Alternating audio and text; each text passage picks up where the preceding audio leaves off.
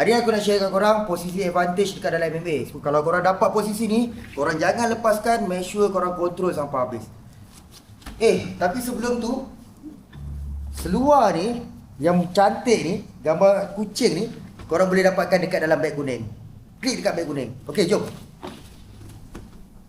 So, posisi pertama adalah side control. So, ini adalah side control. Kalau korang dapat posisi side control macam ni, korang kena control habis-habis. Jangan biarkan opponent korang terlepas. So, dari sini korang boleh buat submission dan ground and pound. Dari sini, posisi yang sangat-sangat selamat untuk korang buat macam tu. Posisi yang kedua adalah full mount. Ini adalah posisi full mount. So, kalau korang dapat posisi full mount, jangan lepaskan. Make sure korang control posisi ni sampai habis. Jangan bagi orang bawah ni terlepas. Kalau korang suka konten macam ni, jangan lupa follow and jangan lupa klik dekat beg kuning untuk dapatkan seluar yang style ni.